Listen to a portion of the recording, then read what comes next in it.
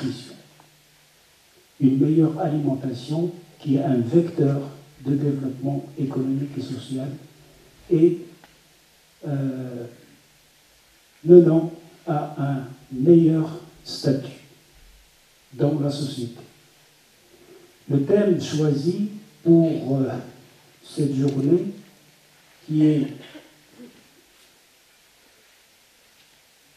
la prise en charge nutritionnelle des maladies non transmissibles au Maroc, ça sous-entend le caractère immédiatement important de l'alimentation, de la nutrition, d'une bonne alimentation pour non pas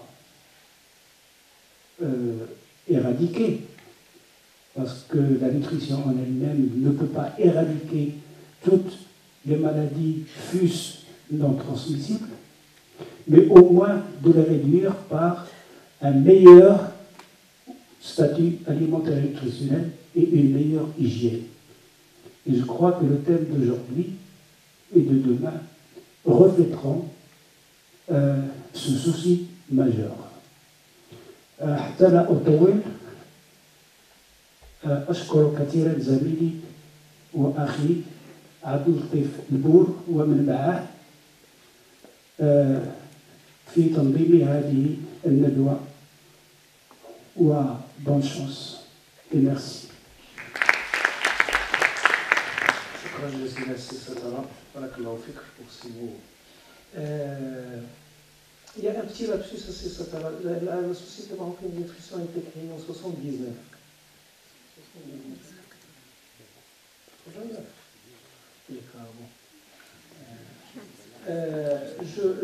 Je passe la parole à un cher ami qui a beaucoup donné aussi à l'ASMU, qui a été un pilier principal aussi de la préparation de cette manifestation, professeur Abdel Fattah Darwish. Est-ce que je vous passe le micro? On va passer vers le pot et on passe les conférences.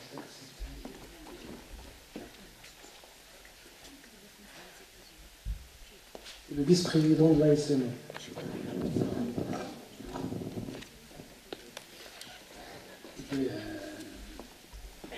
Je ne m'attendais pas à voir le micro. La Société marocaine de nutrition est très heureuse de pouvoir fédérer, comme on l'a dit, entre les différentes potentialités du Maroc. On voit des médecins, on voit des chercheurs, on voit des étudiants, des jeunes étudiants qui vont prendre la relève. C'est un très grand plaisir, très grand plaisir de travailler au groupe. Nous avons, je dirais, un bureau qui est très jeune. C'est des jeunes étudiants, c'est des jeunes docteurs, et puis c'est des personnes qui sont là pour apprendre, mais également pour faire avancer la nutrition au Maroc, et nous en sommes très contents, nous sommes très heureux, et vous êtes bienvenus pendant ces 2 jours. Merci.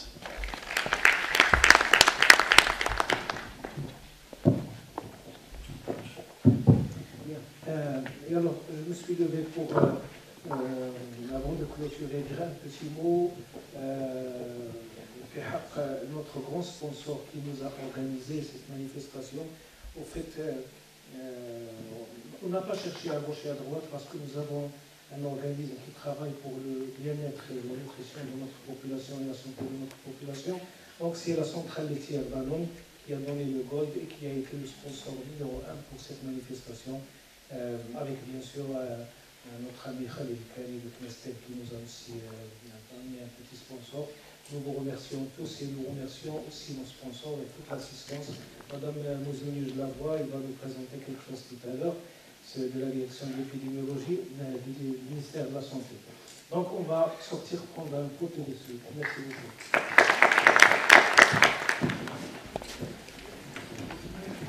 Merci beaucoup, Monsieur le Président, pour votre présentation. C'est vrai, on va faire une entrée dans notre congrès par une conférence qui est un peu, qui n'est pas très, on va dire, technique, mais qui va parler un peu de l'alimentation, son histoire, les stratégies. Et il sera fait en 2 parties. Une première partie qui sera réservé à ce que c'est, quand est-ce qu'ils ont commencé les stratégies, qu'est-ce qu'il y a, point de vue stratégie en Afrique du Nord, etc. Et une deuxième partie, on va donner un exemple pratique, on va dire, pas pratique dans le sens de la pratique médicale, mais pratique dans le plan recherche, c'est-à-dire comment on peut établir des stratégies sur des bases scientifiques. Et je vais donner un seul exemple seulement parmi tant d'exemples qui ont été étudiés pour établir des stratégies dans notre pays, par exemple. Alors, comme vous voyez, le titre, c'est politique.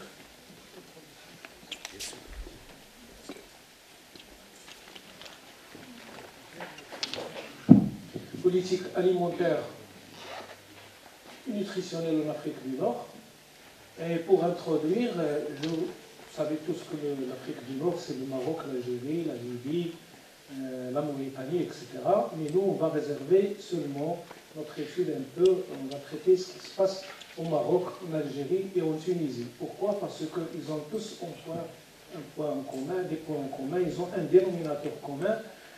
Si on s'intéresse par exemple à la population, comment il évolue, dans les trois pays, vous allez le voir, Tunisie en bas et puis les deux autres, Maroc et Algérie, c'est un peu les mêmes tendances. Sur le plan évolution du taux annuel de la population, c'est un peu la même chose aussi. Regardez les années en abscisse et l'évolution en termes de pourcentage donc de taux annuel de croissance.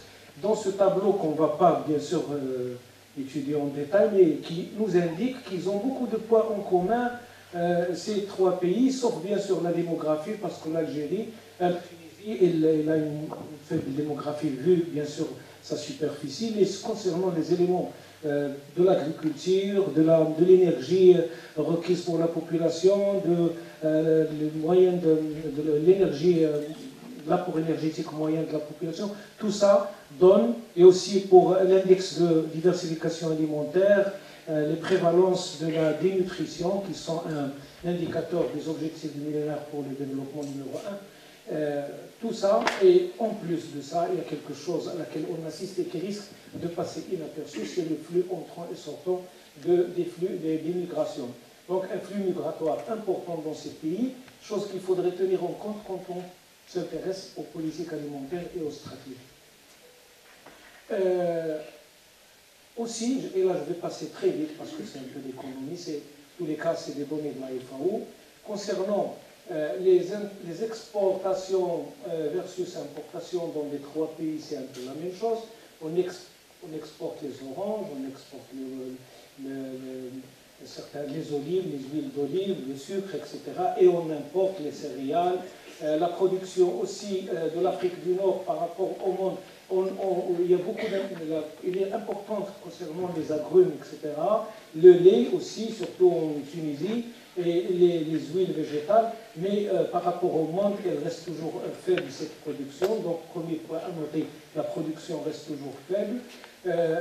L'Afrique du Nord, si on rassemble les trois pays, donc ils exportent presque la même chose, sauf bien sûr que l'Algérie exporte le pétrole et nous le phosphate. Ça va aider, on va le voir tout à l'heure, parce que ça nous permet d'avoir des devises et donc avoir accès au marché international qui gouverne actuellement.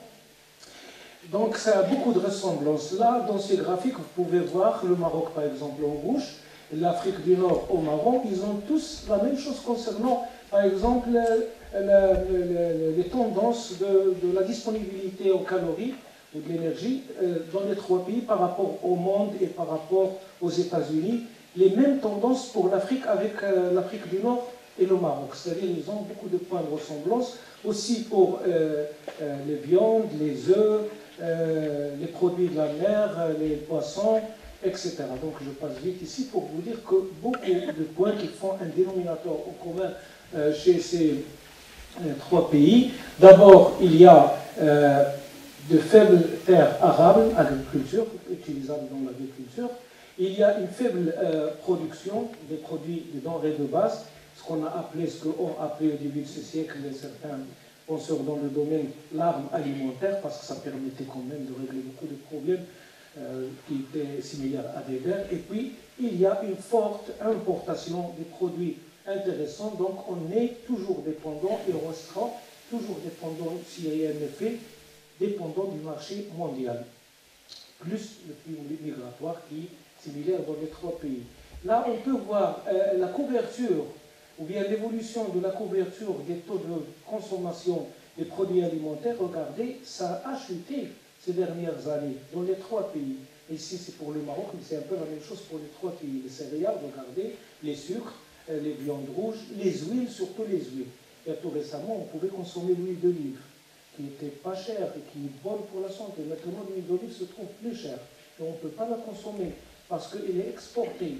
En plus, on est soumis à une politique un peu bizarre parce qu'on est obligé d'exporter nos biens et d'importer des choses de plus en plus raffinées. C'est ce que l'on va voir, comme les blés raffinés, comme les huiles de graines, comme tout ça. C'est des choses qui...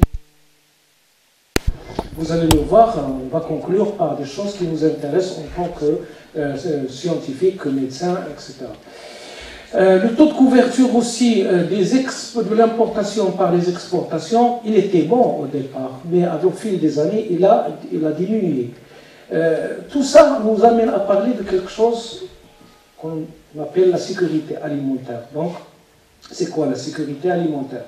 Depuis le temps où il y avait des livres qui ont commencé à être des publications, des politiques alimentaires en Afrique du Nord, c'est un bouquin qui est très connu, dans lequel M. Satara, je ne sais pas s'il est ici dans la salle, dans lequel il a déjà écrit aussi quelque chose concernant un bon chapitre.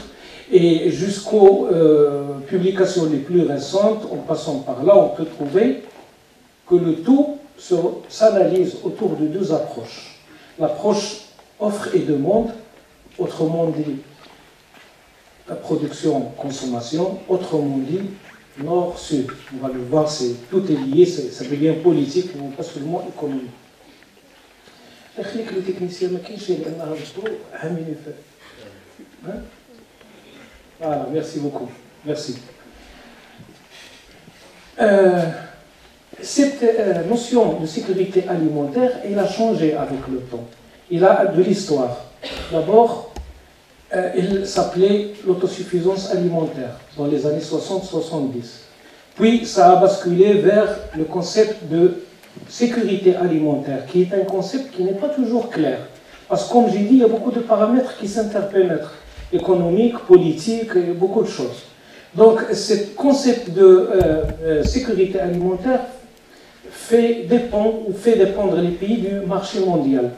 Du marché mondial où s'expriment ce qu'on appelle les avantages comparatifs d'un certain économiste qui s'appelait Ricardo, qui a parlé de ça. C'est-à-dire, moi je suis un pays qui produit la tomate et toi tu es un pays qui produit les computers. On fait faire les avantages comparatifs, s'échanger sans avoir beaucoup de dépenses, ni de l'un ni de l'autre.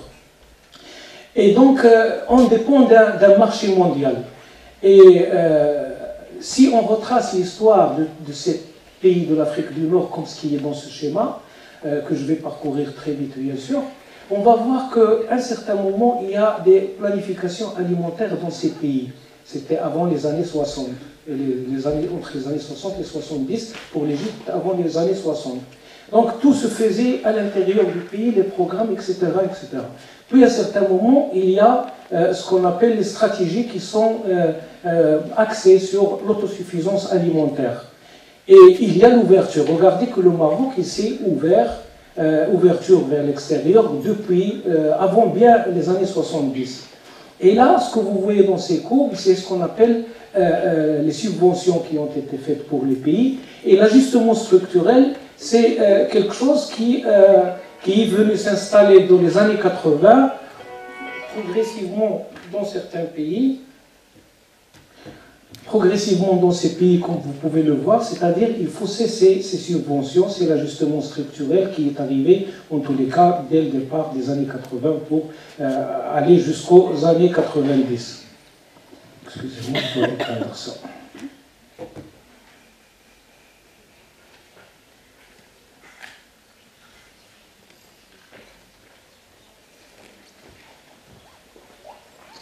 Bien. Excusez-moi. En tous les cas, les termes, comme vous avez vu, les concepts ont changé. D'autosuffisance alimentaire à sécurité alimentaire. Et actuellement, il y a quelque chose qui a été exprimé en 1996, le Sommet mondial de l'alimentation, dans un compromis via Campesina, et qui parle de ce qu'on appelle souveraineté alimentaire. C'est quoi la souveraineté alimentaire? C'est-à-dire, pour vous la résumer, ce n'est pas la peine de lire le texte de cette souveraineté, c'est chaque pays, normalement, doit se prendre en charge lui-même et doit comprendre les problèmes de son pays, doit savoir ses besoins et doit défendre ses besoins et régler ses problèmes localement. Parce qu'actuellement, on dépend des autres. Ce sont eux, les pays du Nord, ce sont les pays les plus puissants qui gouvernent pour nous, qui décident pour nous. Mais si nous, sur place, on règle nos problèmes sur place, si nous, sur place, on prend et on analyse nos problèmes et on essaie de trouver avec les moyens du bord des solutions pour nos problèmes, on est dans la souveraineté alimentaire. C'est ça le concept de la souveraineté alimentaire, et ça fait introduire aussi le droit à l'alimentation, le droit de l'homme, etc. Et ça fait introduire qui c'est qui va faire quoi, quels sont les besoins, etc. Donc les politiques alimentaires en Afrique du Nord qui ont été faites, si on prend le cas du Maroc, actuellement il y a quelque chose d'assez agréable, c'est le plan Maroc vert. Le plan Maroc vert qui repose sur 3 piliers principaux, si vous avez le temps un peu de lire ce que c'est, mais qui reste toujours quelque chose, il reste dissocié de la nutrition en tant qu'élément clé. Le plan Maroc vert, il prévoit par exemple que d'ici 2020, on doit avoir une quantité assez importante de la denrée X, de la denrée Y, etc. Mais est-ce qu'il y a le côté qualité nutritionnelle? D'accord, on aura la quantité, mais est-ce qu'il y a aussi le parallélisme dans les études du plan Maroc vert concernant l'élément démographique? Est-ce qu'il y avait un parallélisme dans ce sens? Donc on ne prend pas en compte ce qu'il y aura comme démographie dans les temps, c'est-à-dire d'ici 2020. Mais juste un peu avant, le ministère de la Santé marocain, avec ses partenaires bien sûr, avait établi beaucoup de programmes de lutte contre les maladies, contre les carences, contre les déficiences protéo-énergétiques, les carences en vitamine A, en vitamine D, contre l'anémie, et puis des programmes contre les déficiences en iode, contre la montée du diabète, des maladies cardiovasculaires. Et en 2002, il y a un vaste programme aussi que le ministère de la Santé marocain a géré, c'est le programme Global Alliance for Improvement Nutrition, GAIN, qui a démarré en 2002, qui maintenant, je crois, il se prolonge parce qu'il y aura des études qui vont suivre, je crois. Et actuellement, il y a une stratégie qui a été établie, c'est la stratégie nationale de nutrition qui répond et qui s'inscrit dans les priorités du programme de l'OMS, de l'EMO, la région, et ça a démarré en 2009. C'est ça la stratégie.